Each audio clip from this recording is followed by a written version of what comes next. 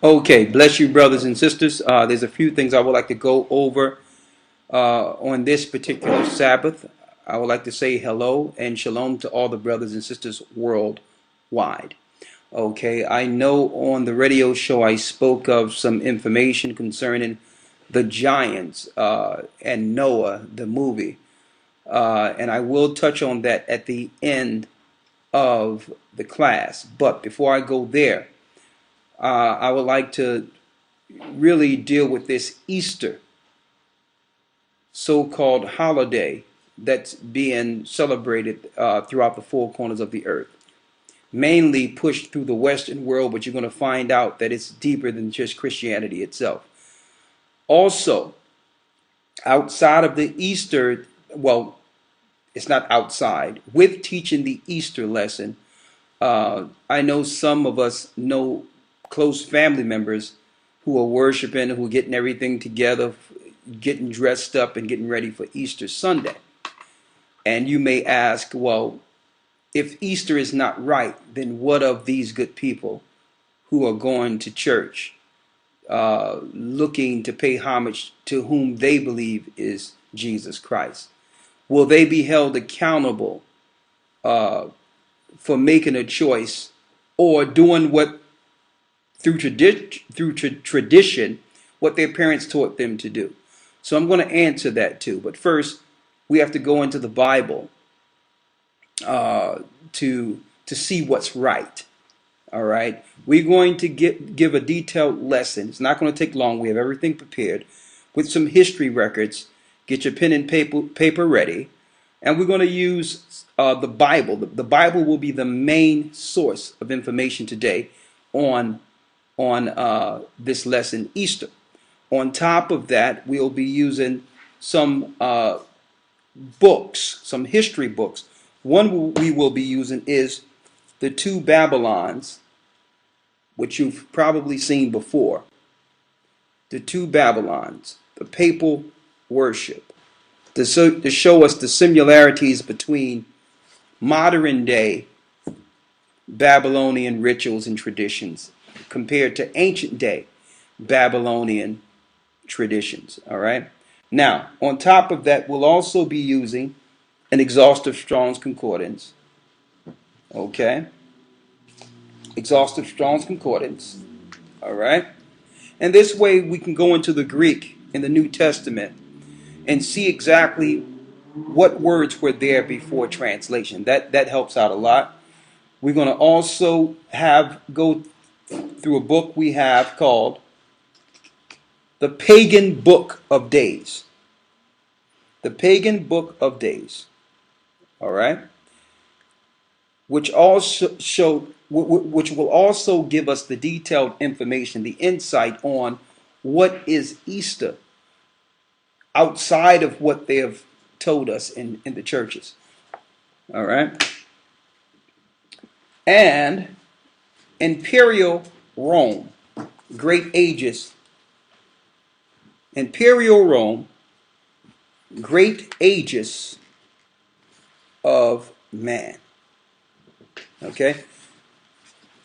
If we decide to go into some other reference, of course, we'll tell you what it is, and you can find out where to get some of the sources we use. But mainly we're dealing with the Bible. Let's go to St. John 8:32 first. St. John 8:32.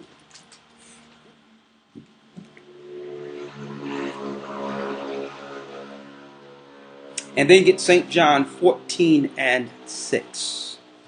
Let's get St. John 8:32. These are the words of our Lord and Savior, Christ. St. John chapter 8, verse 32. Go ahead. And ye shall know the truth. And you shall know the truth, brothers and sisters. And the truth shall make you free. And the truth shall make you free.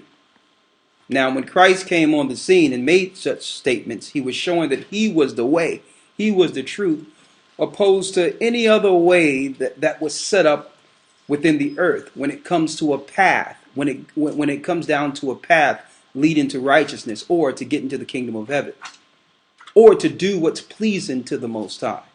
So we must know the truth through Christ. Let's get St. John 14:6 real quick. Yeshua saith unto him, Go ahead. I am the way, Christ says he's the way, the truth, the truth, and the life. and the life. No man cometh to the Father but by me. No man can come to the Father but through Christ. But of course, we know on this earth there's a great deception. Christ is being used to uphold paganism / another word for paganism, Satanism.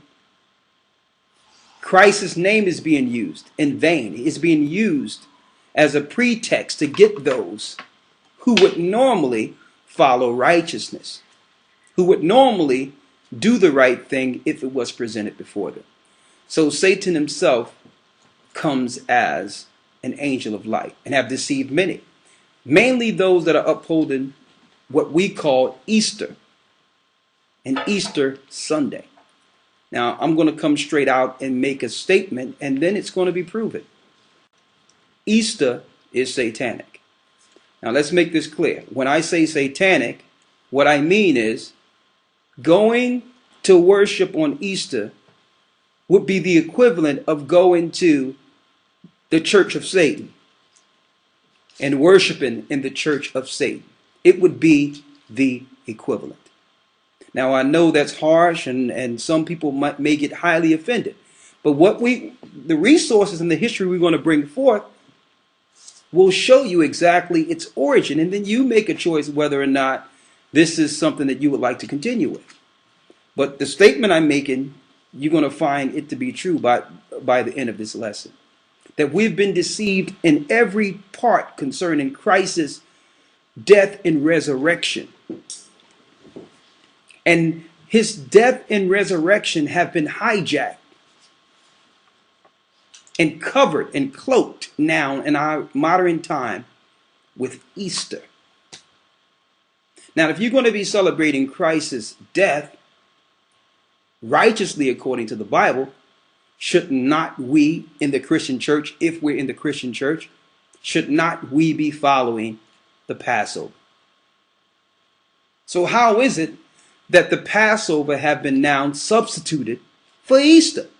Christ was given up on what we know according to the scriptures on Passover night. He was given up.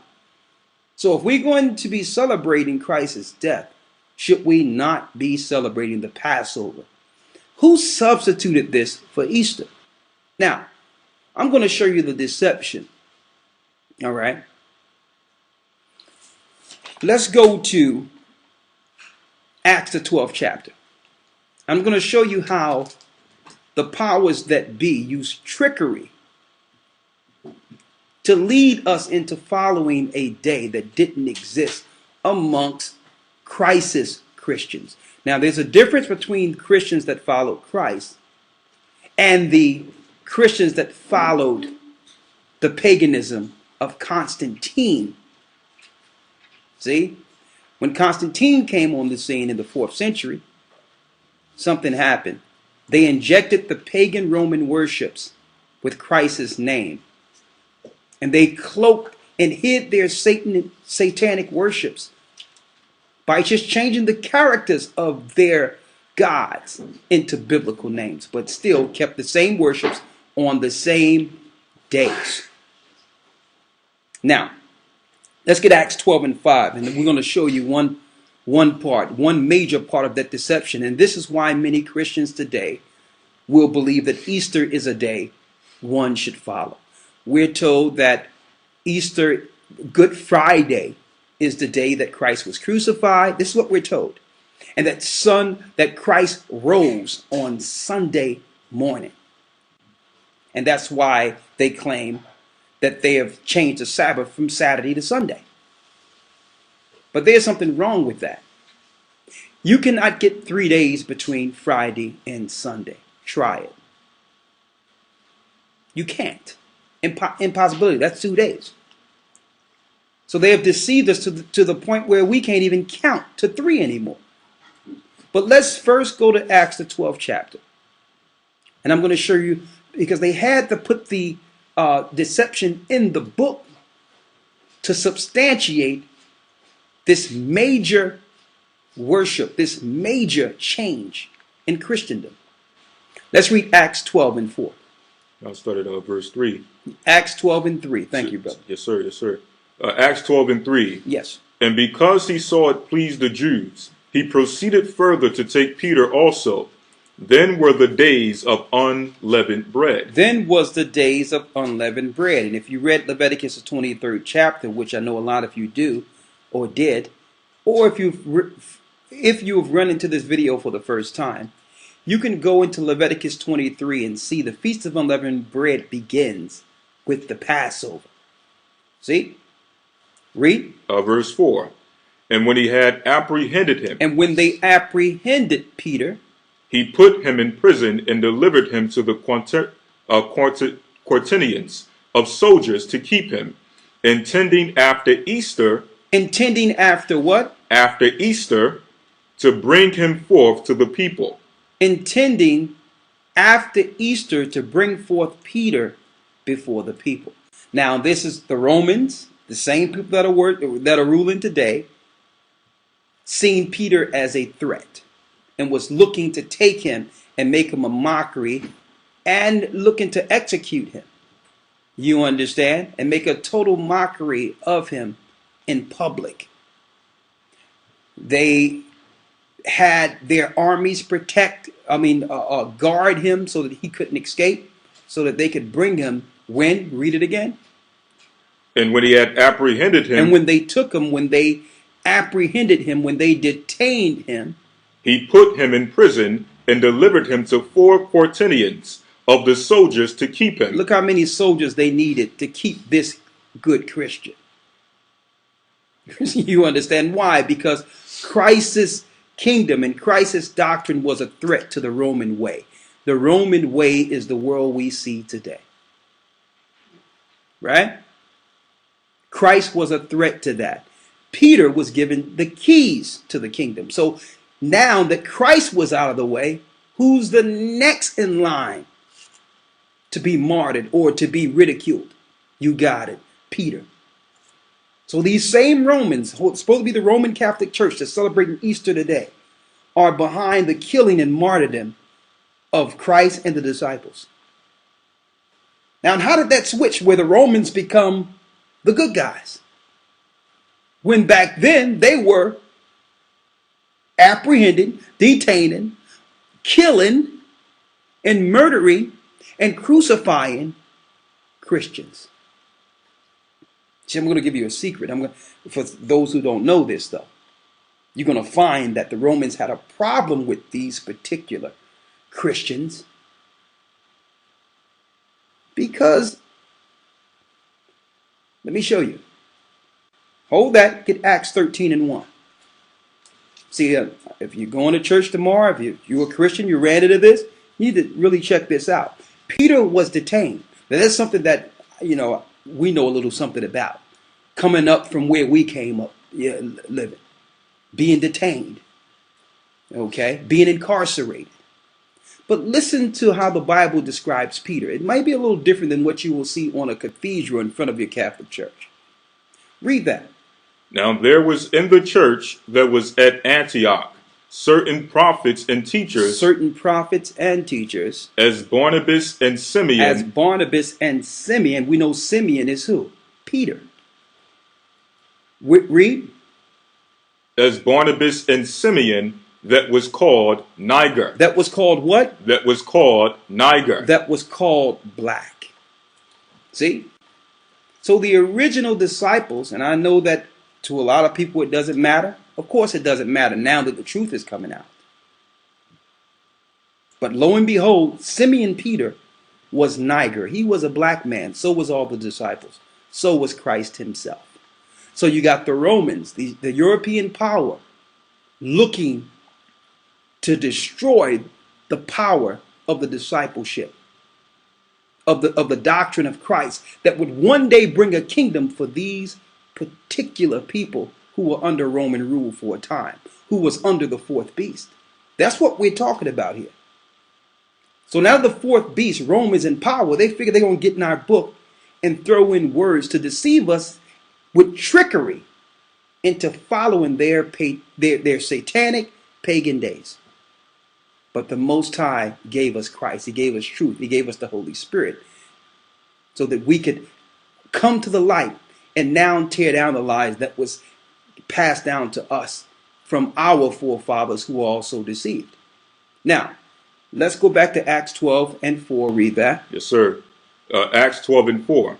And when he had apprehended him, when they detained him, he put him in prison and delivered him to 4 quaternions of soldiers to keep him. Go ahead. Intending after Easter. Intending after what? After Easter. After Easter. To bring him forth to the people. To bring him forth to the people. Right? Now, let's see if they was intending on after Easter to bring him forth to the people. See, and just by putting that word there, it would make people believe that the disciples was observing Easter, right? That's what, if I read it, I'm like, oh, Easter in the Bible, it must be true, correct? Well, the Bible is true, but you have to always look at the words in the original translation, knowing that the deceivers would put their hands on certain words. Now, should I throw out the whole Bible because of this? No, because the Bible in proper context is 100% correct. They could just change one word to deceive you into following Easter like they did. But when I go into the Greek, and we will show you exactly what we're seeing, let's see what word we have there for Easter. Is it highlighted? Here we go. You have it? Yes, sir. Yes, sir. Thank you. What Greek number is that? This is G3957. Now, some people might ask, and I have to break this down to the lowest denominator. I have to break it down so that the base person who just come in today and never understood anything could know exactly what we're teaching here. The reason why you'll see in the New Testament the Greek opposed to the Hebrew, because we know that the disciples, Christ, were Hebrews, is because this was a time in which the Hebrews was under the Grecian rule than the Roman rule. So a lot of our people, a lot of the Hebrews, a lot of the Israelites at this time, not only spoke Hebrew, but were scribing in Greek. So when the disciples were on the scene and the scribes were scribing Christ's accounts, they would scribe not only in Hebrew, but in Greek. Now you go up to 1611 during the time of the translation. The brother King James knew that he had to translate. Or not translate, get others to translate it, knowing that the Roman Catholic Church was going to destroy him and take the throne. So he got some scholars together and said, well, let's translate it from the records that's still available to us. Come to find out, the New Testament scriptures were Hebrew and Greek, but there were more Greek fragments intact. So they used the Greek instead of the Hebrew for the New Testament. That's why we're going into the Greek. You get yourself a exhaustive Strong's Concordance and see what word is there. Let's see if it's Easter. Yes, sir.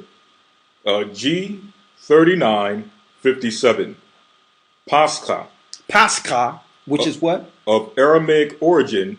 Compare H6453. That's another deception. When you see Aramaic, ignore it. It's really ancient Phoenician Hebrew. They say Aramaic to make you believe that the language came from somewhere else. So when you see Aramaic, just know it just means ancient Phoenician Hebrew. Right? Read. The Passover. Hold up. What word is there? The Passover. So they intended after the Passover to bring him before the people, not Easter. Which means Easter is not even in the Bible. Can you show them that, please?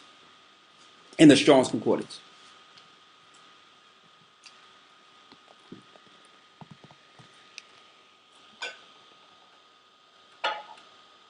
Now, you got it? Okay. You have the Greek. It's on your screen there. 3957 in the Greek, which is Passover. Let me spell that. Passover. So now that we know Easter is not even in the Bible, most Christians out there, which I was raised a Christian.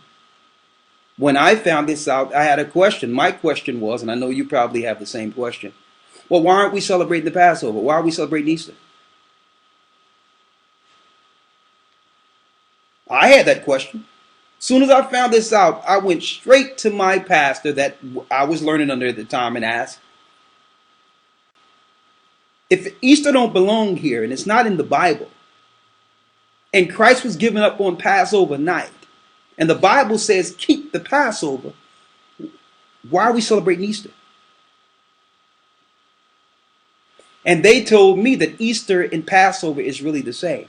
That's why in the Strong's Concordance, it's the same word. Easter leads you to Passover. Well, I can read Passover all through the Bible. Why did they decide to switch that word there to Easter then? I can read Passover in a chapter, in the next chapter or the chapter before that. Why didn't they put Easter there? Because they only need to change one word to deceive the ignorant. That's why. They don't need to change it all over the place. One place just to give it some level of credibility for those who just need an excuse to follow their traditions. Let's get something on traditions real quick. What you got on traditions? The traditions of men. Right? Let's get that real quick. Colossians 2. Why? And we know it's a tradition because there's starch atheists that will celebrate Christmas, that will celebrate Easter. There's people that don't even believe in the Bible that keep the traditions for their families. So it must be something greater and something more sinister than what they're telling the population. Their traditions is more important than whether or not Christ is included. Suppose Christ is not involved at all. Suppose you find out that during this Easter holiday that Christ is nowhere in it. Let's get Colossians 2:8 and 2:9.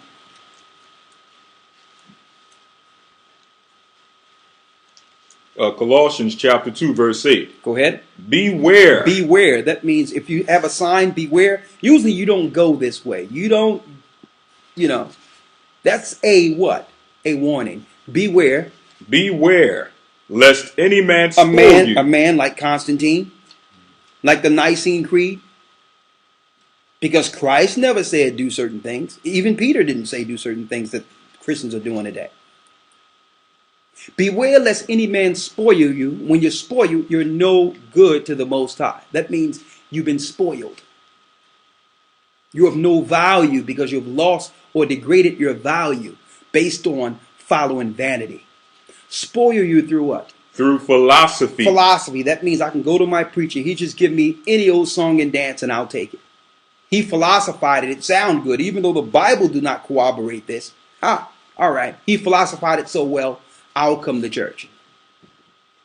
Through philosophy and what? In vain deceit. In vain deceit. After the tradition of men. After the tradition of men. You're going to find that Easter is a tradition that predates Christ. It was a tradition that the Romans were following. And that's what we will prove today. The Romans were following Easter while Christ was walking the earth. So it can't have nothing to do with him dying and being resurrected if they were doing it while he was in the earth. What is it really then? It's going to shock a lot of you where this Easter thing leads us. Read. After the rudiments of the world. The rudiments of the world. The whole world is doing it. And that shows us that something must be wrong because this world is ruled by Satan. The whole world accepts it must be bad. No good. The whole world of it, bad. Right? Read. And not after Christ. And not after Christ. Because when did Christ ever say, celebrate his resurrection on Easter Sunday? Christ is the way, the truth, the life. No man cometh to the Father but by him. When did he ever tell us that? And now, if Christ told us to do that, hey, I'm in.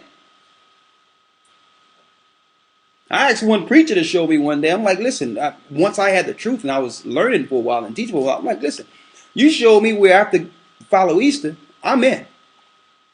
I will come to your church tomorrow and be baptized and teach your doctrine until the coming of our Lord and Savior. Read. Beware, lest any man spoil Lest you any man spoil you. through philosophy, A man talking and not giving you scripture. and vain deceit, Deceiving you. Total deceit. after the tradition of men, Tricking you into following a tradition that was created by men. after the rudiments of the world, Getting that money. and not after Christ. That's crystal clear. I used to wonder, growing up in church, what do eggs have to do with Christ rising on Easter Sunday? What do bunnies have to do with Christ dying and rising on Easter Sunday? Last I checked, bunny don't lay eggs. I was perplexed. As a child, I kind of enjoyed it. Okay, go to church. After church, you go around and find some Easter eggs. I thought it was fun. It was a game. But when you get older, you need answers, right? Suppose we were deceived, like Christ said we would be deceived in the last times. That Satan would appear as him in doctrine and lead us into an antichrist, satanic doctrine. Christ warned us of this, right? Read that Matthew 24. You know where I'm going at, right? Yes, sir. Christ warned us of this, brothers and sisters, that at some point after his death, that people would pop up and deceive the world and use Christ's name. Read it real quick. St. Matthew chapter 24, verse 3. Read. And as he sat upon the Mount of Olives, As he sat upon the Mount of Olives, the disciples came unto him privately, saying, Tell us, when shall these things be? And what shall be the sign of thy coming and of the end of the world? What shall be the sign of thy coming and the end of the world? Now here's the sign of our Lord and Savior, the end. Read. Verse 4. And Yeshua answered and said unto them. Now he could have went into all types of things to start it out. Because the whole 24th chapter is signs. But the numero uno thing that Christ needed to emphasize first was what? Take heed that no man deceive you. First of all, before going into any signs, know that my coming will be distorted by what? A deception. See? Because he was giving them the signs. Well, first you have to look for the deception, because if you're deceived, you will not understand what the signs are. You understand? They can trick you into looking into false signs. And that's, on another note, me going back into everybody looking at this bogus blood moon garbage they got out there. Nowhere the Most High said to look for some blood moons at the end for a sign. Nowhere. But that's going into the deception of, they can deceive you, they can have you looking into false prophecy. Read. Verse 5. Go ahead. For many shall come in my name. The only organization in the earth that's coming in Christ's name is who? Christians. Many shall come in my name, saying, I am Christ. I'm Christians. I'm anointed. And shall what? And shall deceive many. And shall deceive many. That's why they're innumerable. Everyone is deceived. Everyone. The Christian church will be packed on Easter Sunday, and it have nothing to do with Christ. That was the deception he was warning the true believers from. He was pointing out the deception so that we wouldn't get caught up in Easter, in pagan days, and to show you the grace of the Most High. Even though our foreparents and our mothers and some of our mothers, our fathers, our grandparents followed this religiously, the Most High had enough grace on the bloodline to give us an opportunity to see it for what it is. A deception. Now, before I go into the pagan book, let's go back to Babylon, ancient Babylon, because this predates Christ. What?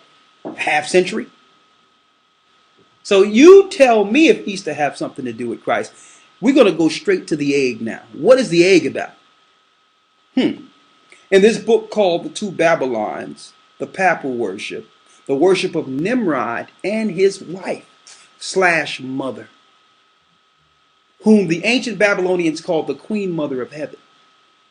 Her name, another name for her is Esther, a star, asterisk. That's where the name Easter derives from. It's ancient Babylonian. It have nothing to do with the Bible. It was injected by Satanists who were looking to deceive you because they knew that all the truth seekers would be where? In the Bible. All those that were looking for the right way to go would be in the word of the Most High. So they figured that if you're in the word, let's switch a word and bring them back. Bring them back into our paganism. They had no right. They are not the Hebrews. The pagan Romans had no right to inject any of their gods into our record. And through the grace of the Most High, He has shown us the light that we can use the Bible to now expose their deceit. Right? Now, let's go here now. Here we are. Easter. I'm going to start on page 105, which says Christianity. And I have it highlighted here where the lawyer will be reading. And a matter of fact, a lot of you probably didn't know that you can find this the whole book while you can.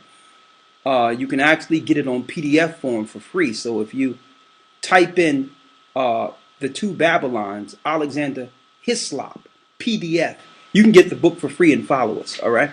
Let's go to page 105. What does it say there in the last paragraph? The Two Babylons, page 105. Go ahead. To conciliate the pagans to nominal Christianity. To facilitate the pagans, that means the pagans were being facilitated here. So that Christians can now involve pagans, which we know / quote unquote, they're Satanists.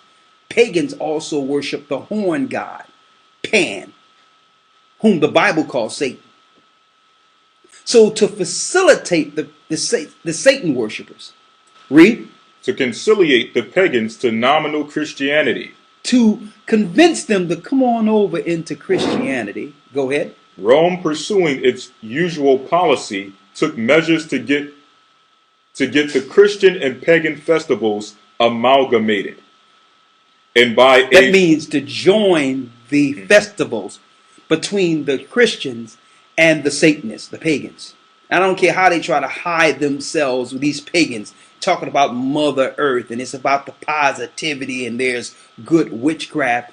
We all know that they are Satanists. Okay? Christians are just more low-level Satanists and are deceived. So they're the lower level. So while you're sitting there dealing with the rituals and the ceremonies in the building, the pagans take it to the next level with the witchcraft and all that. And then your elected officials and those that are operating in high places take it to the next level when they're sacrificing children 12 midnight on the same day. So you are inadvertently or ignorantly participating in a satanic ritual that leads to child sacrifice. Even ignorantly, you are a part of it. They use the whole society so that what they call the gods will gain their energy. So when you go to church and sing those songs and put your praise and all that into that, there's a certain energy that goes out to feed the satanic realm. Right? Read. Rome, pursuing its usual policy, took measures to get the Christian and pagan festivals amalgamated. And by a complicated but skillful adjustment of the calendar, it was found no difficult matter in general to get paganism and Christianity, now far sunk in idolatry. So they also use the adjustment of the calendars to coincide with the spring solstice. So that on that Sunday every year, people will be celebrating the time that asterisk or what you would call Semiramis, the mother of Nimrod, came down into the river Euphrates and hatched in an egg. So they changed clocks and everything. That's what the so-called spring equinox of March 20th is really about. All that coincides with the ushering in of the mother God of the virgin child, Nimrod. Finish reading. It says, in general, to get paganism and Christianity now far sunk in idolatry, in this and so many other things. Idolaters. And the Bible tells us, Exodus 20th chapter tells us, you cannot have an idol and bow down to it. There's so many idols in the Christian church and in the regular churches. You walk in, you can't even get a seat tripping over one. Okay? It's all related. Their idolatry is part of their Satanism. They also believe that spirits be living in these earthy vessels they pray to. Idolatry. Read. To shake bands. The instrument in accomplishing this amalgamation was the abbot Dionysius the Little, to whom we also owe it, as modern chronologers have demonstrated, that the date of the Christian era, or the birth of Christ himself, was moved 4 years from the true time. Read it again. It says, to whom, it says, the instrument in accomplishing this amalgamation was the abbot Dionysius the Little, to whom also we owe it, as modern chronologists have demonstrated, that the date of the Christian era, or the birth of Christ himself, was moved 4 years from the true time. Go ahead. Whether this was done through ignorance or design. It was by design. Read. Whether it was and done, we know that it's even more years than that, but that was the first adjustment.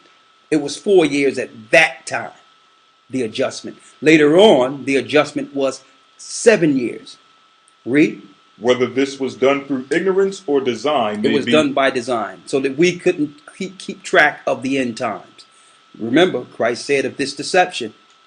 So you thought Easter was just about Christ dying and going on the cross and being raised the third day. Listen to this.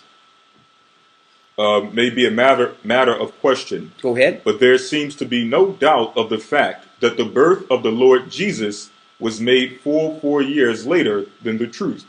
This change of the calendar in regard to Easter was attended with momentous consequences.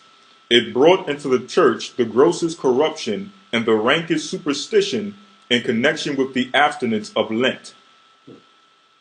Let anyone only read the atrocities that were commemorated during the sacred fast or pagan Lent, as described by Ornubius and Clemens Alexandrinus, and surely he must blush for the Christianity of those with the full knowledge of all these abominations, went down to Egypt for help to stir up the languid devotion of the degenerate church, and who could find no more excellent way to revive it than by borrowing from so polluted a source the absurdities and abominations connected with which the early church writers had held up to scorn. That Christians should ever think of introducing the pagan abstinence of Lent was a sign of evil. It showed how low they had sunk, and it was also a cause of evil. It inevitably led to deeper degradation. Deeper degradation. So the church got worse, became worse and worse from the time they began to infiltrate into what you would call merge Christianity with paganism. And there's something I want to pull out here on this egg here. Read here. The popular.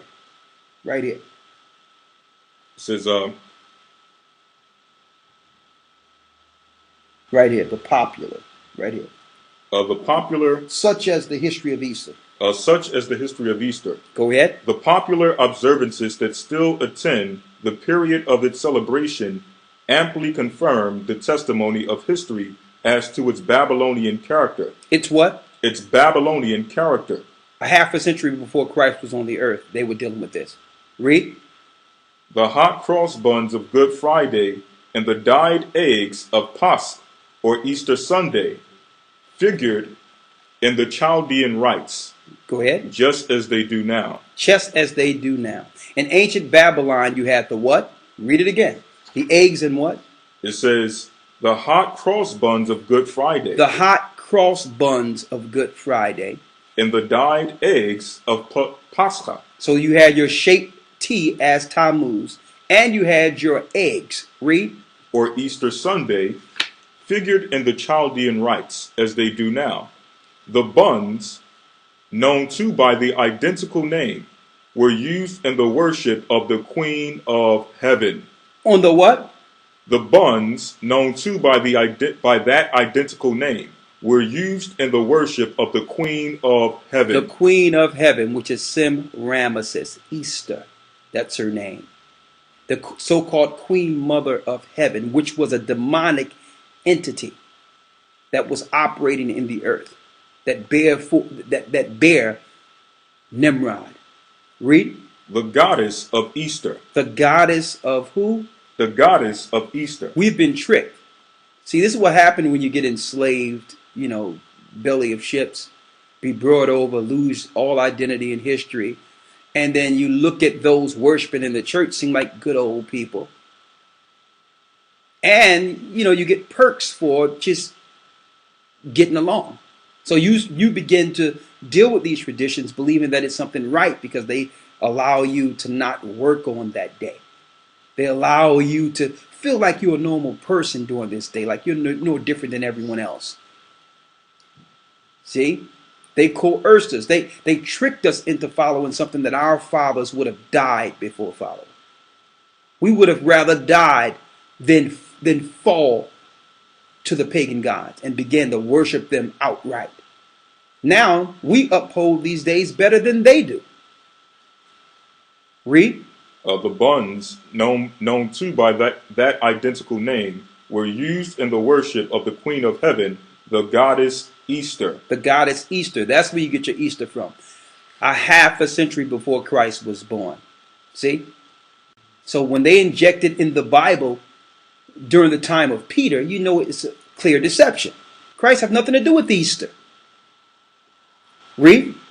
As early as the days of sea crops. Now you want to see something crazy?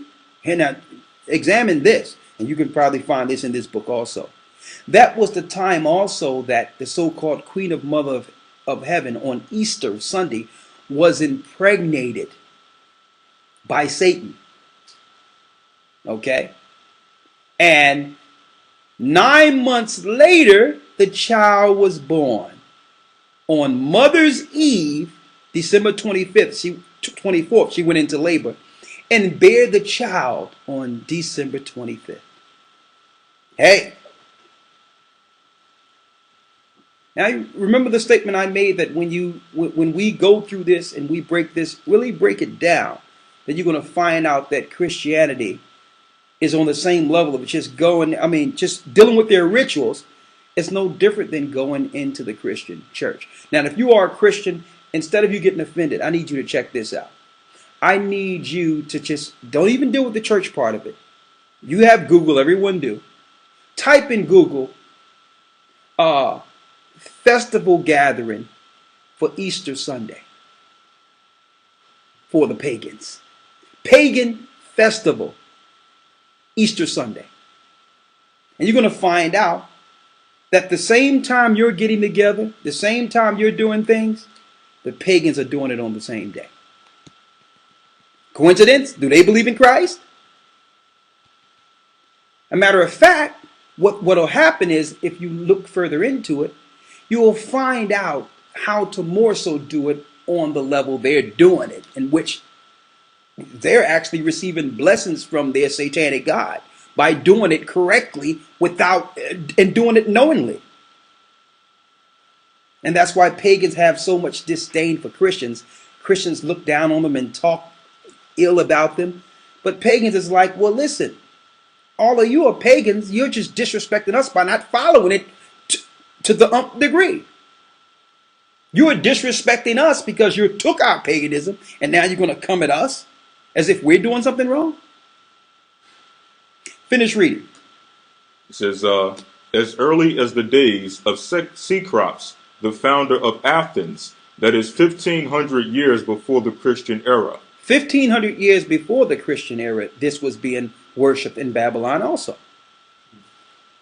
1,500 years before the Christian era. Go figure. What are your religious leaders hiding? What are your Masons hiding? Your elite powers, your government figures that show scorn against the Bible, but they will make the whole earth quiet for Easter Sunday. Who are they really worshiping and sacrificing to? Let me show them a few of these pictures here. Here you go. Let me show you the real Easter egg. Let me give you this one here.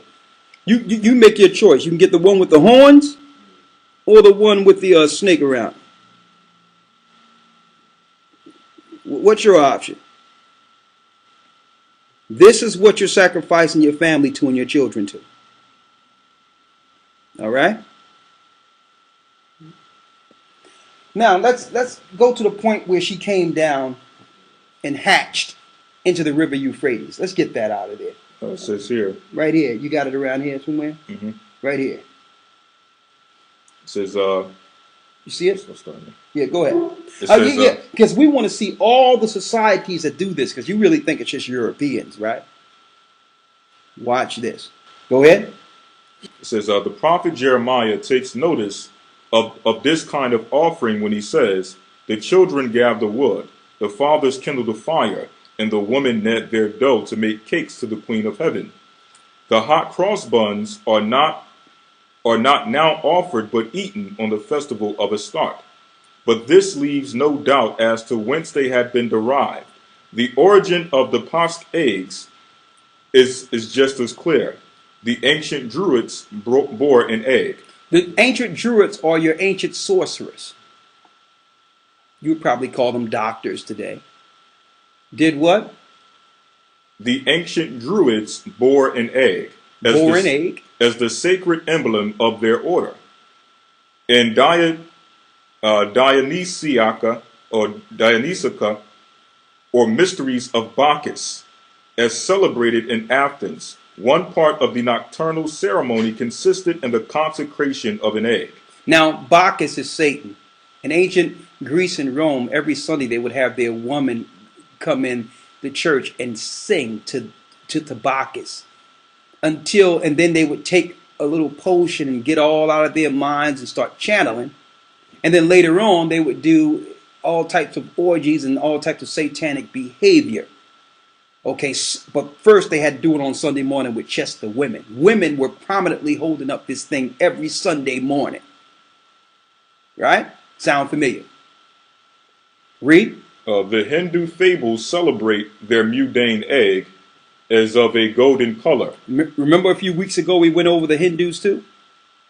See, you got the Hindus, you got those that follow Buddhist religions. They deal with the same mother, Semiramis. Because it all started at that Tower of Babel before the tongues were split. This is when Nimrod was born. This is when he was to be worshipped on earth as a god. Read. The people of Japan make their sacred egg to have been brazen. Go ahead. You got Japan. They got their egg too. Read. In China at this hour, dyed or painted eggs are used on sacred festivals, even as in this country. Now, in China got dyed eggs. Are they dealing with Christ's birth too? What are the eggs about? Read. In ancient times, eggs were used in the religious rites of the Egyptians and the Greeks. The Egyptians and Greeks, go ahead. And were hung up for mystic purposes in their temples. Was hung up for mystic purposes in their temples. Go ahead. From Egypt, their sacred eggs can be distinctly traced to the banks of the Euphrates. The classic poets are full of the fable of the mystic egg of the Babylonians. And thus, its tale is told by Hyginus, the Egyptian, the learned keeper of the Palatine Library at Rome, in the time of Augustus, who was skilled in all the wisdom of his native country. An egg of wondrous size is said to have been fallen from heaven into the river Euphrates. Hold up. An egg of wondrous size was said, like an unidentified flying object, right? Came out of nowhere and did what? Out of heaven, to have fallen from heaven into the river Euphrates. Into the river Euphrates. Read. The fishes rolled it to the bank when the doves, having settled upon it, and hatched it. Out came Venus. Out came who? Out came Venus. Out came Jesus? Out came Venus. Out came Venus. Who afterwards was called the Syrian goddess, that is, Astarte. Hence the egg became one of the symbols of Astarte, or Easter. Okay, now we're getting somewhere. Now we have the egg. Unidentified object comes out of the sky into the earth. So what do people do on the earth? They see something come in the earth and they identify it to something that they can relate to. Egg! Right? Then it comes on shore. It's a goddess. Come to find out that this goddess links back to, the fallen angels that were before the flood. Right? Finish reading. And accordingly, in Cyprus, one of the chosen seats of the worship of Venus or Astarte, the egg of wondrous size, was represented on a grand scale. See, they took it on the next level in Cyprus. Venus was worshipped on the next scale. Right? Read. The occult meaning of this mystic egg of Astarte, and one of its aspects, for it had a twofold significance, had reference to the ark during the time of the flood, in which the whole human race was shut up as the chick is enclosed in the egg before it is hatched. If any be inclined to ask how it could have ever entered into the minds of men to employ such an extraordinary symbol for such a purpose, the answer is first. The sacred egg of paganism, as already indicated, is well known as the mundane egg. So when you see the egg and coloring the egg, it have nothing to do with having fun with the children and eating the egg and, the little marshmallow eggs. There's what you would call spiritual significance to these symbols. It's symbolic to the so-called craft or whatever this demonic force was operating in the earth. Nimrod's mother of ancient Babylonia. Now, if you think we're just making something up and this is just some Bible story, hey, look at the history books outside of the Bible, and it comes to the same end, that these things happened in ancient times, right after the flood, even before the flood, even the Tower of Babel. When you look at the Gilgamesh tablets and all these different tablets from ancient Ethiopia that's outside of the Bible itself, these stories are true. So what are we worshiping? Don't have nothing to do with see how many eggs you can get. It have everything to do with acknowledging a demonic force that operated in the earth as a path leading to worshiping Satan and Satan's child. Okay? Now, somehow they have turned this around to Christ, when really it's Satan and Satan's offsprings being worshipped in the earth. Remember that deception? Now, let's get it out of the pagan days of Rome. We're going to skip up real quick for the sake of time.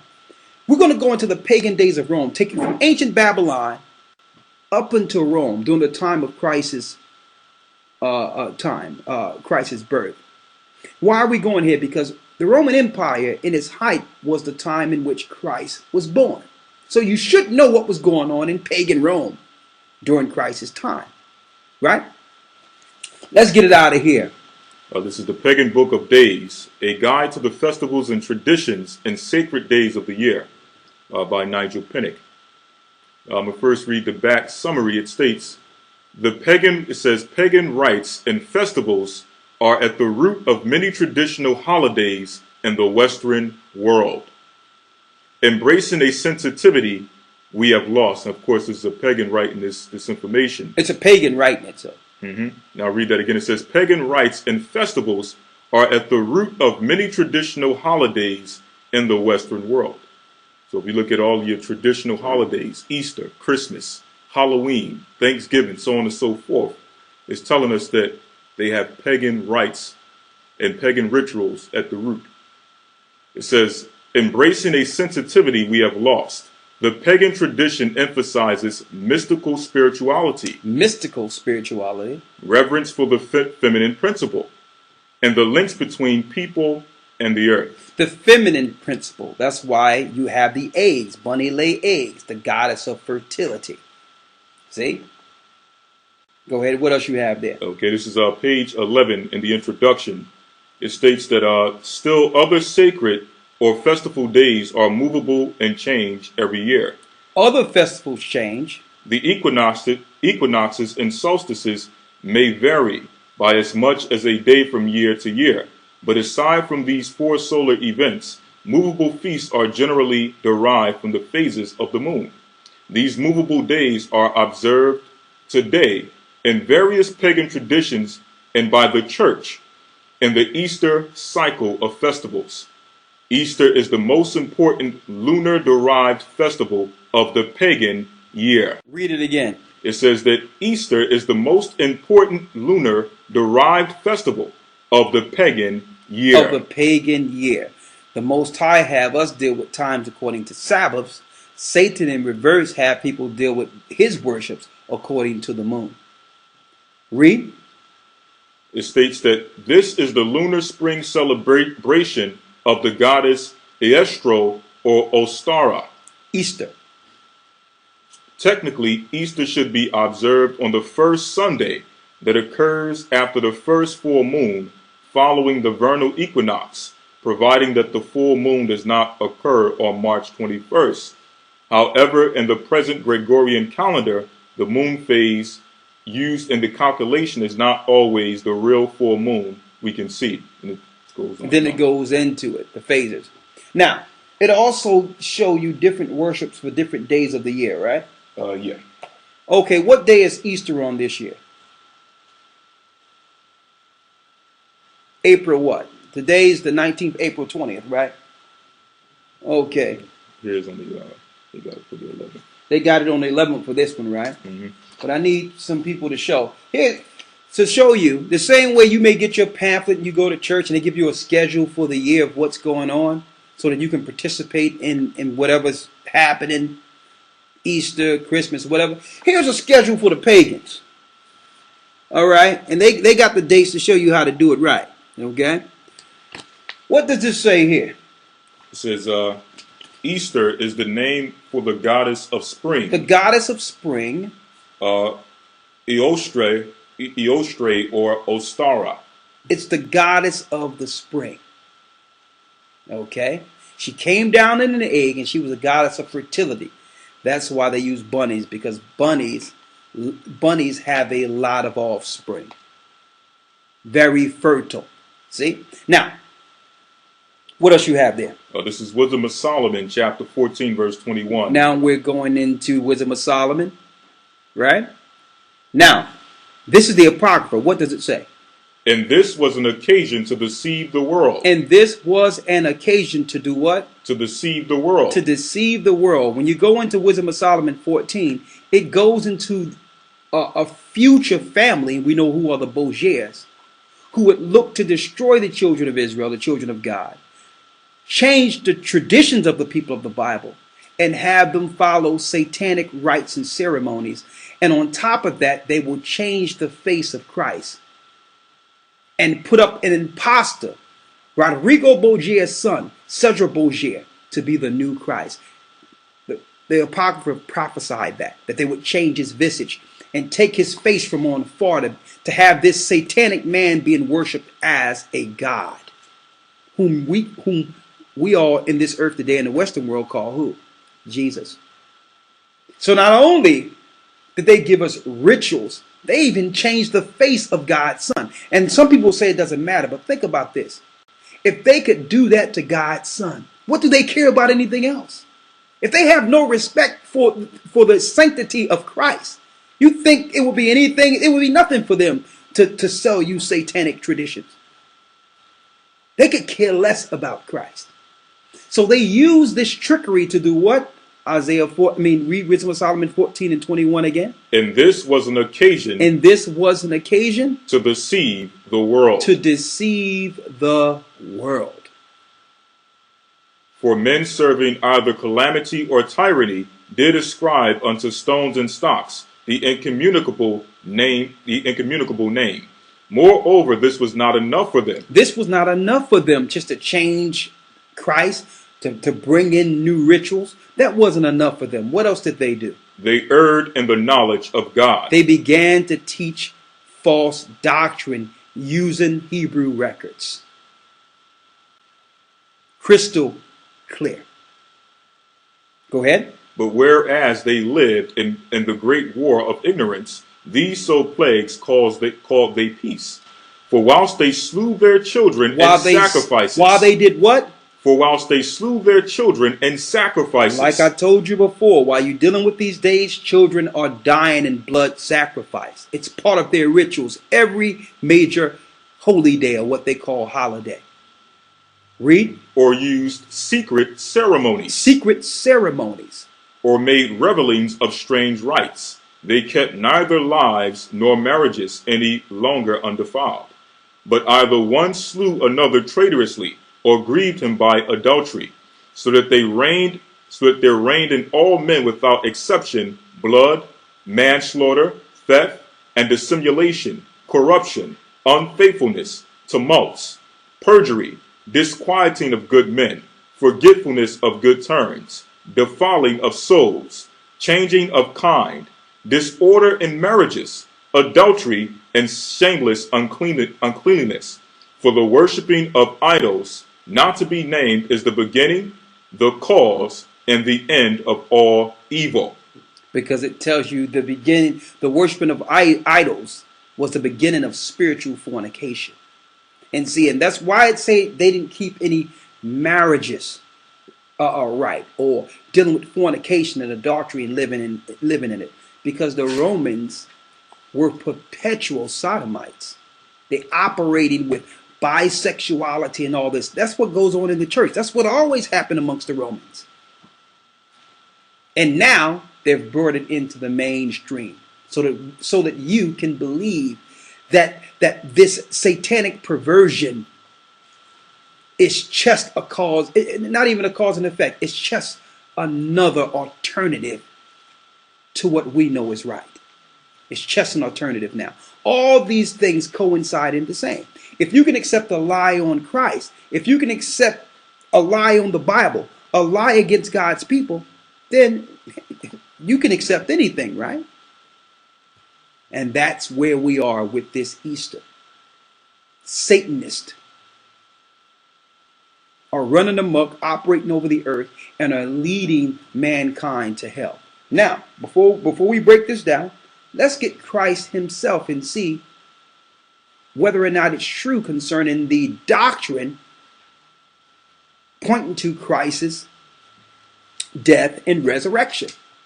Did Christ die on Good Friday like they're teaching and rise on Sunday morning? Well, let's see. Let's get the one in Matthew, the 12th chapter real quick. Matthew 12, 40 and 41. St. Matthew chapter 12, verse 40. Go ahead. For as Jonas, instead of 39, but he answered and said unto them, an evil and adulterous generation seeketh after a sign, and there shall no sign be given to it, but the sign of the prophet Jonas. Go ahead. For as Jonas was 3 days and 3 nights in the whale's belly, go ahead, so shall the Son of Man be 3 days and 3 nights in the heart of the earth. How long will Christ be in the heart of the earth? So shall the Son of Man be 3 days and 3 nights in the heart of the earth. 3 complete days and 3 complete nights. Can you get 3 complete days and 3 complete nights between Friday, sundown, and Sunday morning? Let's try it. Friday sundown to Saturday sundown, 1 day. Saturday sundown to Sunday sundown, 2 days. Sunday sundown to Monday sundown, 3 days. Impossibility. But they just conveniently just packed it in. To have the world worship Semiramis and the virgin child of Semiramis and Satan himself.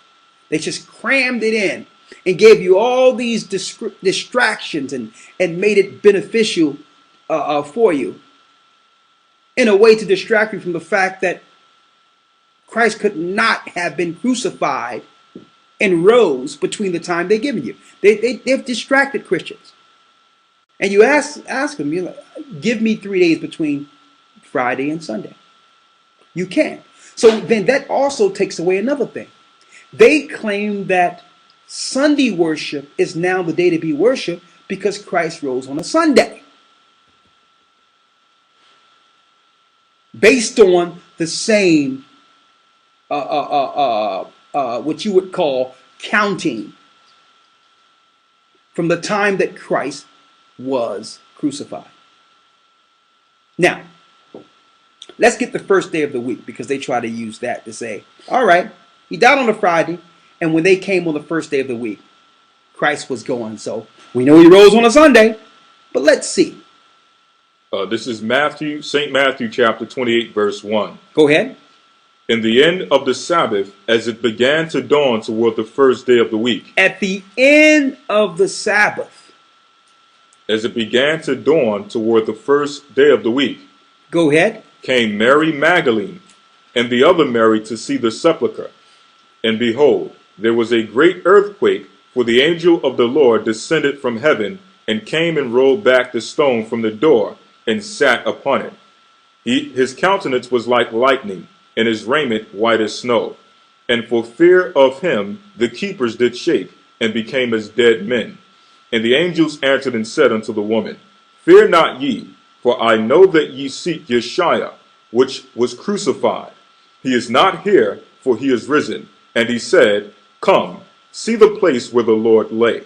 Now, that would make one believe that, okay, when they came upon the first day of the week, Christ was gone, so he must have rose on a Sunday, right? But let's go back to what we did from the beginning. Let's go into the Greek and see if we can expose this deception that would force everyone to focus on Sunday. I need you to get first and week in your Strong's Concordance. Get first for that particular chapter, and I need you to get week for that particular chapter. What if it wasn't Sunday at all? Then what of Sunday worship? Let's get it. Let's get first and let's get week. Here we are, G 3391. This is for first. This is for first. And what does it say? G. Go ahead. 3391. 3391. Go ahead. It says Mia. One or first. One or first. A certain agree first one other. So one.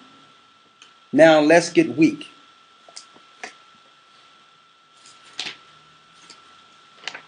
So it should not have said first. It should have said one in the translation. One. Upon one, read. Upon one. Now let's get Sabbath. Breaking it down to the minute level where the novice can understand. Let's get week here. week out of the Strong's Concordance. Because they say it says the first day of the week, right? You're going to find it say one day. Let's get Sabbath. Or week. Let's get week.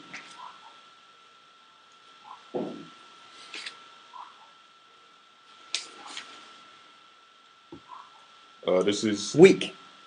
G 45:21. G 45:21. Looking into the Greek. Sabbaton. Sabbaton, which means what? Of Hebrew origin, the Sabbath, i.e. Shabbat, or day of the week, repose from secular avocations.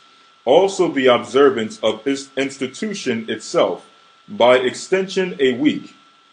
An example, the interval between two Sabbaths. The what? The interval between two Sabbaths. The interval between two Sabbaths.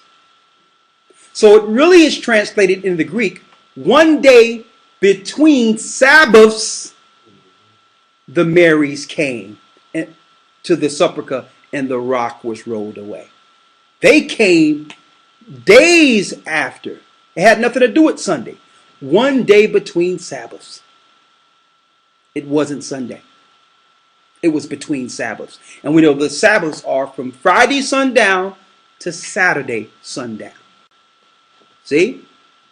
So Christ was crucified, as we went over it on the Passover, on Saturday before sundown.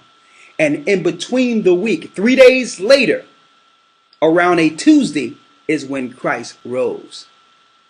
Sunday, Monday, Tuesday, around Wednesday, on the third day, if you look at 3 days and 3 nights, Christ rose. It was in between Sabbaths. It was Wednesday, sundown. Okay? Now, that's the importance of understanding the scriptures before they translated or look at what they injected so that they can actually corroborate their pagan worships. Now, is the Bible true? Yes. You just have to go into the words that were there in certain instances to get the true meaning outside of the pagan deception. Now, for those that want to continue, I have one more scripture for you, and then you can make a choice going forward from there. Let's get the book of Isaiah 1 and 11. Isaiah 1 verse 11. Go ahead. I started out verse 10. Hear the word of the Lord, ye rulers of Sodom. Hear the word of the Lord, you rulers of Sodom. We know what the Sodomites were about. The Most High rained fire on Sodom and Gomorrah. And the rulers of Sodom are running this Western world today. Read. Give ear unto the law of our God, ye people of Gomorrah. To what purpose is the multitude of your sacrifices unto me, saith the Lord? Why are you trying to get together and act as if you're following the Most High? Read. I am full of the burnt offerings of rams, and of the fat of fed beasts, and I delight not in the blood of bullocks, or of lambs, or of he-goats. Because you have all that nice food and getting together, it feels so family. Read. Verse 12. When ye come to appear before me. When you come before the Most High. Who have required this at your hand? Who told you to worship the Most High like this? What scripture is your worships? Read. To tread my courts. Bring no more vain oblations. Incense is an abomination unto me. The new moons and Sabbaths, the calling of assemblies, I cannot away with. Because they're doing it under Satan. Read. It is iniquity. It is iniquity. It's sin. Even the solemn meeting. Even when you meet, your solemn meeting, shutting all the businesses down so that you can worship Satan. Read. Your new moons and your appointed feasts my soul hateth. The Most High hate your appointed feast. Read. They are a trouble unto me. I am weary to bear them. The Most High can't stand looking at you on Easter Sunday from the throne, desecrating the truth of his son. Totally desecrating the truth concerning his son. Opposed to teaching the truth, you're leading people backward into Satanism, Antichrist doctrine. Read. 15. And when you spread forth your hands. And when you spread forth your hand to actually worship and to pray over your food. Read. I will hide mine eyes from you. The Most High will hide his face from you. Yea, when you make many prayers, I will not hear. And when you make prayers, purposely following these satanic days, and this is for those who know the truth now, the Most High is not going to hear your prayers. Because the Bible says disobedience is as the sin of witchcraft. You might as well go up and you might as well be Harry Potter. Okay. Rebellion is as the sin of witchcraft. Read. Read that last part again. When you make many prayers. When you make many prayers. I will not hear. The Most High will not listen. Your hands are full of blood. Period. Now, to answer the question, is it Christ or is it Satan? 1 Corinthians 10 and 20. And then the last part, people might ask, what about the good people I know that's going to church or went to church or always been good people that celebrate Easter? What about them? That don't know any better. 1 Corinthians 10 and 20. Read. But I say. That the things which the Gentiles sacrifice. The pagans sacrifice. They sacrifice to devils. They sacrifice to who? They sacrifice to devils. All their sacrifice that they're doing in their rituals is to devils, brothers and sisters. Christians have just been tricked into doing it. Read. And not to the Most High. And not to the God of the Bible. They just use certain words and put words in the Bible to trick you. And brought forth a doctrine being taught through the theologian seminary colleges to trick you, knowing that you will not read it in its proper context. If they can sell you a doctrine, then your eyes are blinded. You'll never see the truth of the Bible because you'll be looking through the Bible. You're looking at the Bible through their faulty doctrinal lenses. Read. And I would not that you should have fellowship with devils. You can't be down with goddess Ashtar. Her name is even in the holiday. You can't be down with the goddess Esther and the God of the Bible. Read. Verse 21. You cannot drink the cup of the Lord and the cup of devils. You cannot drink the cup of the Lord and the cup of devils. You can't say I'm down with the Most High, but then follow days which are rooted in Satanism. Read. You cannot be partakers of the Lord's table and of the devil's. You can't walk a fine line in between. You got to choose the Most High, the God of the Bible, and follow his laws, his statutes, his commandments, his holy days, or follow Satan's. There's no in between. There was never a merge in heaven between paganism and Satanism. Paganism and Christianity. There was never a merge from the heavens. And that's what Christians kill me when they claim that God changed something. That God changed it from Sunday, from Sabbath to Sunday. Like the Most High got it wrong when he said, remember the Sabbath to keep it holy. He never told you to worship on Sunday. Man deceived you into worshiping on Sundays. You can't do both. You have to make a choice. See? Let's get the one in Romans when it talks about when the Gentiles do the things, when they do the things contained in the law, it becomes a law unto themselves. This is Romans chapter 2, verse 13. Because some people ask, well, what about good people we know? We have grandparents and parents who just wanted us to go into church and do the right thing, knowing the streets would take us. We'd rather be in church. They did this looking out for us in love. It's a shame that Satanism was the option for self-preservation. But all in all, they had a good intent with morality. What about these people that follow Easter? Well, let's read it. Read. It says, for not the hearers of the law are just before God. Not the hearers of the law are just before God. But the doers of the law shall be justified. But the doers shall be justified. For when the Gentiles, which have not the law. Now, Gentiles, which have not the law, was like us. We were operating like Gentiles. Even though we're Israelites, we were Gentile in the mind. We didn't have the law at one time.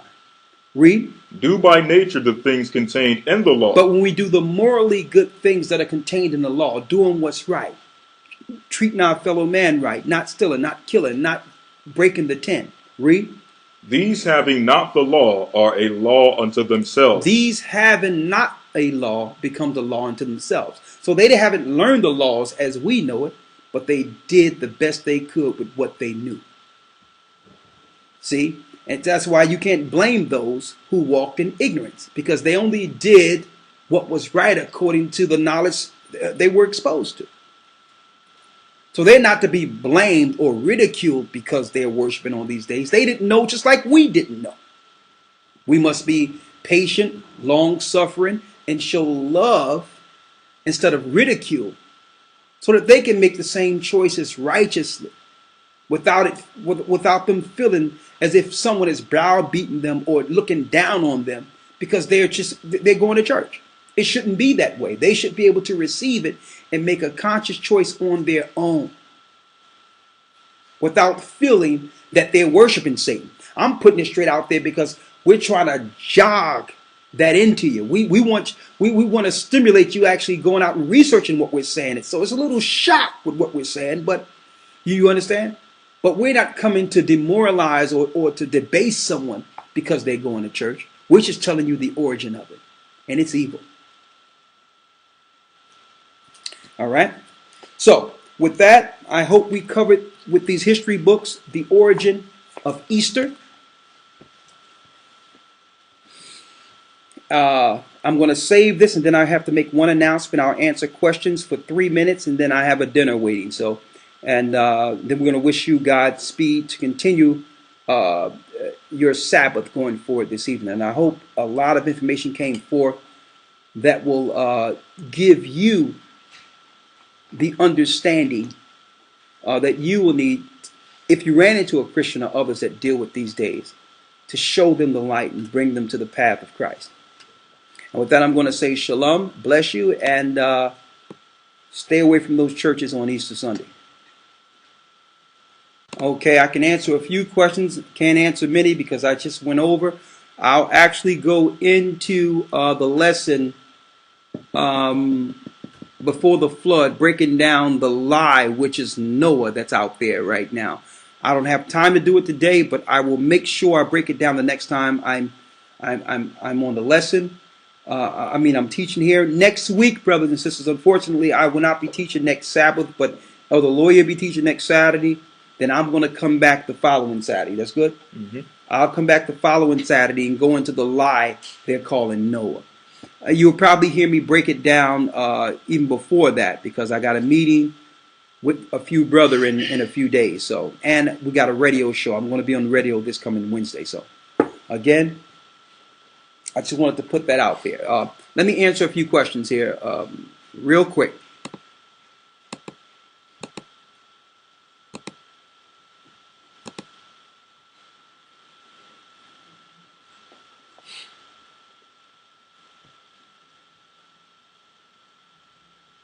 Wise over strength. I'm going into that with the Noah's teaching.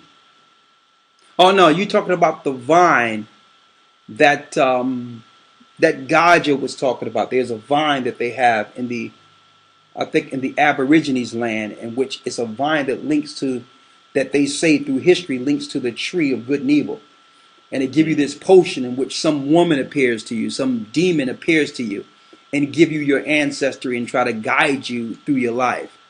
So it's some psychedelic trip that they be using. I'm going to get that name from Gaja, and a matter of fact, I'll mention it again on the Wednesday Blog Talk Show. All right. When Christ died and resurrected and received power in hell and the heavens, how does that differ from the Most High's authority? Well, it doesn't differ from the Most High's authority because it's all of the Most High's authority. It's Christ's function to do the Most High's will in the earth based on what was prophesied. You understand? So it's not one authority over the other. It's Christ doing the will of the Father. And then once everything is accomplished, he will turn it back over to the Father. Let me give you an example. Let's get 1 Corinthians 10 and 28 real quick. No, 1 Corinthians, that's not it. 15? Yeah, 15 and 28, that's it. 1 Corinthians 15 and 20, 26. 27. All right. Yeah, 26. Yeah. It says, the last enemy that shall be destroyed is death. The last enemy is death. For he hath put all things under his feet. But when he saith all things are put under him, it is manifest that he is accepted, which did put all things under him. And when all things shall be subdued unto him, then shall the Son also himself be subject unto him that put all things under him, that the Most High may be all in all.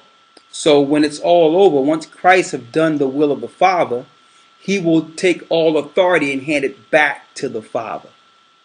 So I hope that answered your question. Christ is given authority to finish a work, to undo the sins of Adam, and to take down the enemies that began this evil in the earth. Once that's done, after the 1,000-year reign of Christ, all power will be given back to the Father. Then there's the next level. Okay? Hope that answered that particular question.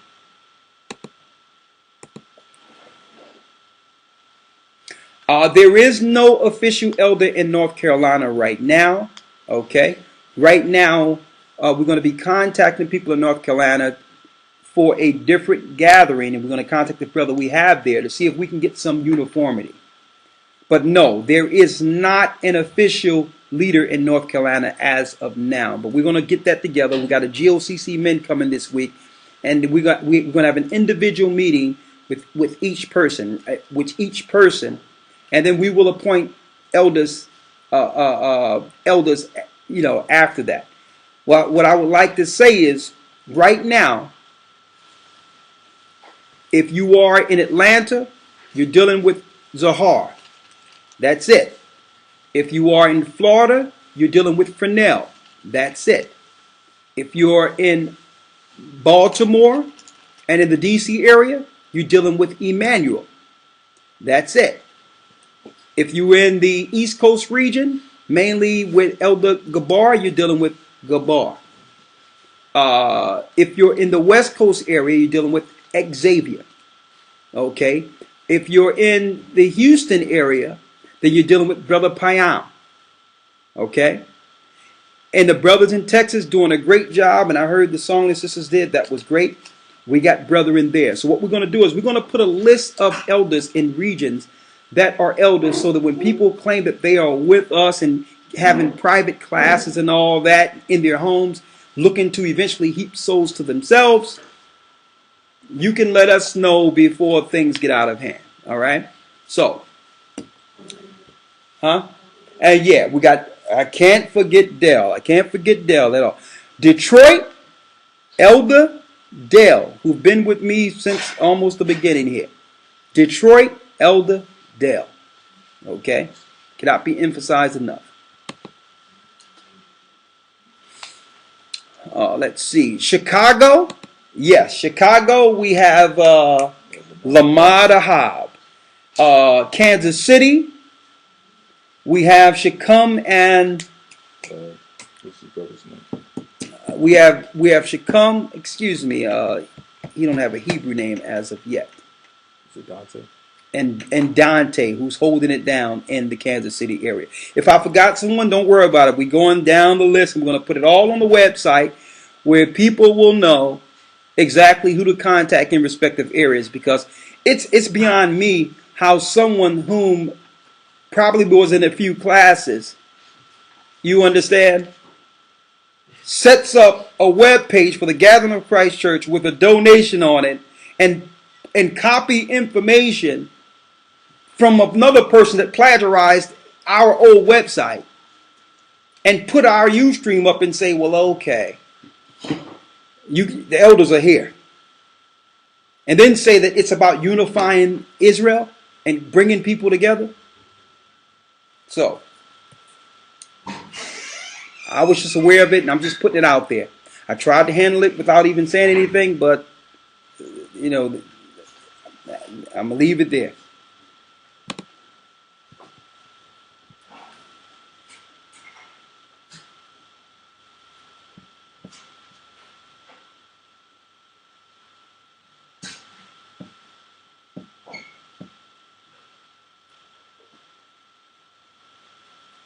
No, no. I was on the phone with Fresnel, and I know what happened with that. There was not supposed to be a site 2 years ago, so that's unconsequent. That's to no consequence.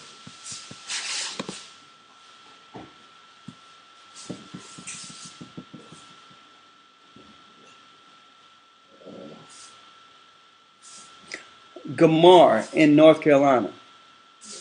Yeah, right. In North Carolina, it's Gamar, right?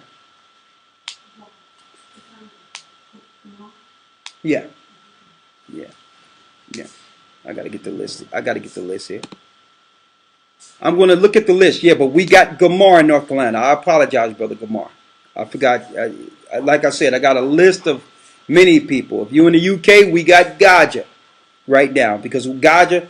What we're gonna do? We got people in different areas, but we need one person that's gonna merge the whole UK, and then we're gonna appoint from there. So we have Gaja with the task of merging the whole UK, and then after that, we're gonna appoint. So if I miss someone, it's not because it's just because there's a long list. Don't worry about it. Don't, huh? Yeah, I did Kansas City, but there's many more. But the list will be up there. Don't worry about it.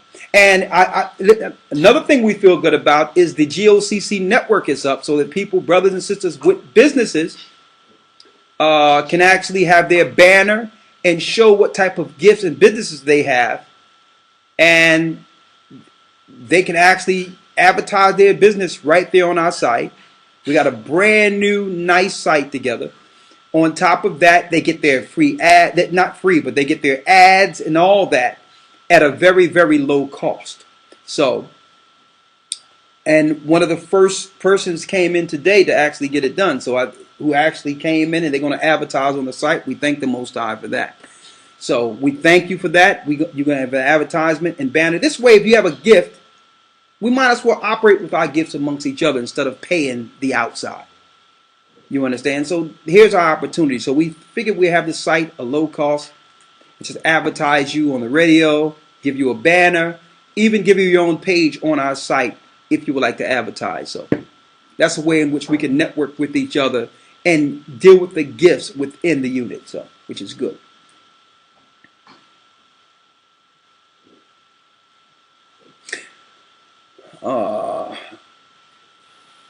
Let's see here. Let me answer a few questions here. What is the name of the concordance? The Exhaustive Strong's Concordance. The Passover will not be on the same date next year. The Passover was, what, the 15th this year, right? Oh, the the 28th this year. Yeah. The beginning of the year was the 15th. Yeah, the beginning of the year was the 15th. The Passover was the 28th. And what we have is, you count 364 days, and you'll have the next Passover. So it's going to be on the second Friday of the new year. All right? So you count 364 days, 52 Sabbaths, automatically you have the next day. If you can count to 7, you can get your Passover from year to year to year. It's not what you see out there. There's very few people that's actually following the Passover that was set up according to the Most High. Most people, at no fault of their own, are following the Babylonian Passover according to the moon. All right, let's see here.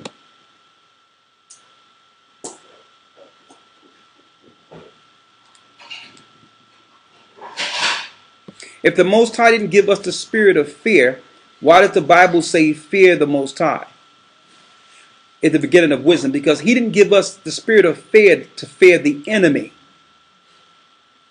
So that there's nothing that can come against you if you have the hedge of the Most High. So we're not to fear the enemy or what the enemy can do to us. But you ought to fear the Most High because he have control of your soul. And it's a fearful thing to fall into the hands of the living God. And if you're following the Most High righteously, then of course You don't have to worry about going there when it comes to whether or not.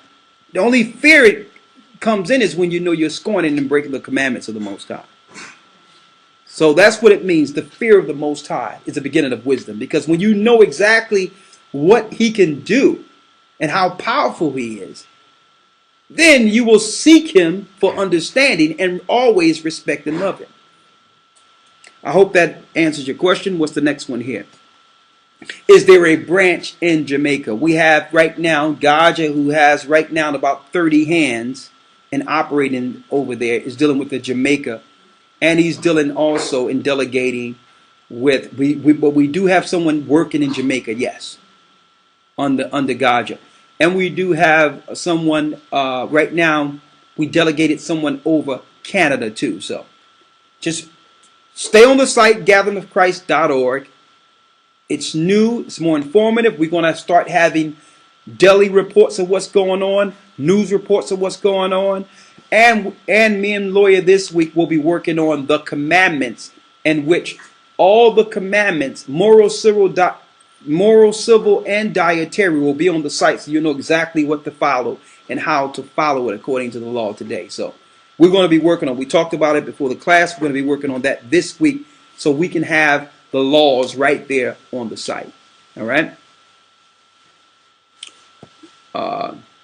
In the Dead Sea Scrolls, it mentions the priests would bless the initiates and the Levites would curse the new members.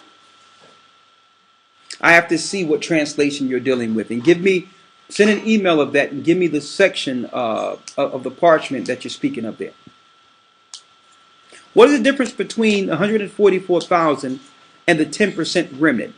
Well, good question. The 144,000 are the leadership structure under Christ. That's why when you see the building that's built, it's built 144,000 cubits. It have 12 pillars, and the cornerstone is Christ. These are the immediate leaders of the kingdom. Like every government, you must have a government structure that will lead the government. The 144,000 are the leaders under the 12 disciples. And then you have the rest of the population. Okay? 10% is the rest of the population. What's next? Well, Rhonda, all praises be to the Most High. Now, let's see.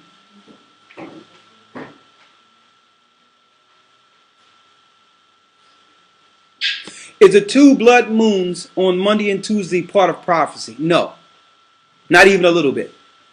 If you want to look at the so-called blood moons, look at Jeremiah 10 when it says, "Be not dismayed at the signs of heaven, for the heathen are dismayed at them." Nowhere in the Bible or any scriptures that tells us to deal with anything based on a blood moon. Now, do the druids and sorcerers of this world plan certain things on astrology and all that? Absolutely. Based on these things that are coming? Yeah. These are signs so that the world powers, the Illuminati, can do certain sacrifices and events in the world. It's a sign for them. It have nothing to do with Christ. All right, what's next?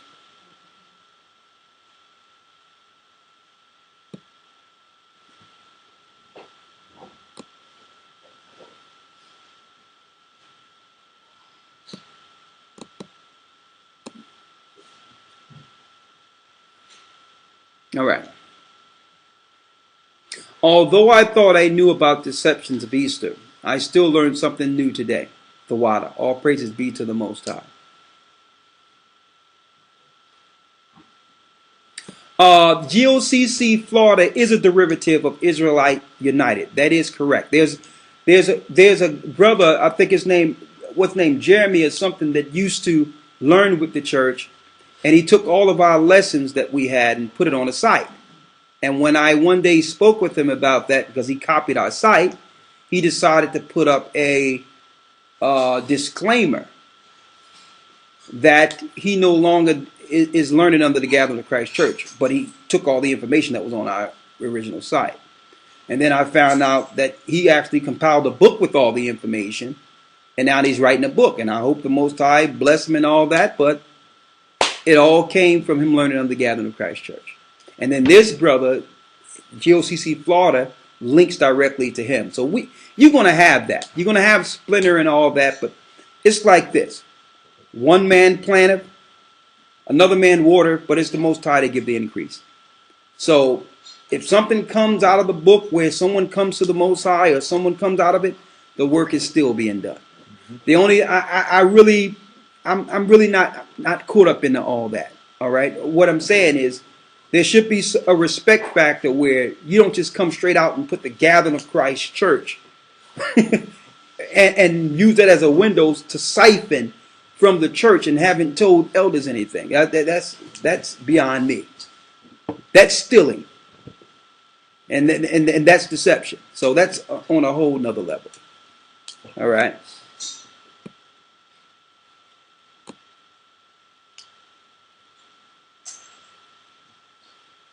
You gave me a guy named Sean in Baltimore. Who is Emmanuel? Do I have the wrong person?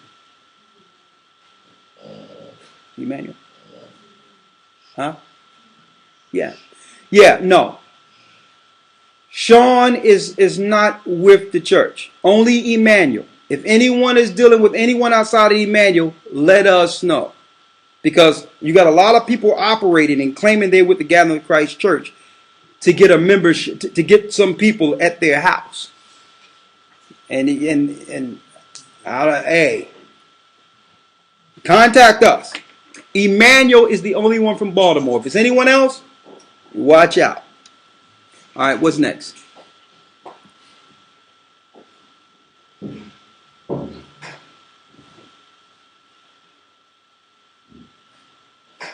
Can women teach on the streets? No. Can women help give out flyers while brothers teaching on the street? Yes. Can women talk to sisters on the side and give them some insight in case they don't understand and may feel more comfortable hearing it from a woman? Yes, you can talk to them and say, yeah, you can fill in a few blanks for them and say, well, sister, the brother's up there teaching. I don't want to disrespect him. I filled in a few blanks. Listen to the Bible. So be a helpmeet to the work. Women cannot be the authority from a pulpit. It's against the Bible.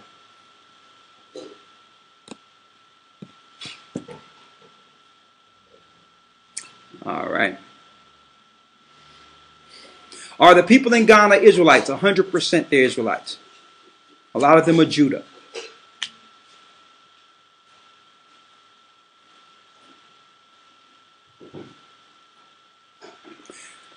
You would have to get the Strong's Exhaustive Concordance. All right.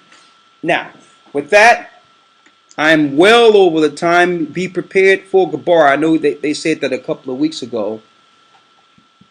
That Gabar, I think Gabar's reception wasn't too good in this particular place. I'm sure they're going to straighten that out. But Gabar is coming up now, and we're going to do a prayer. Then we have some food. With that, I'm going to say shalom. We love you, and may the Most High be with you. And Kwam Yasha Allah, which means rise Israel. Shalom. Shalom. And before we go.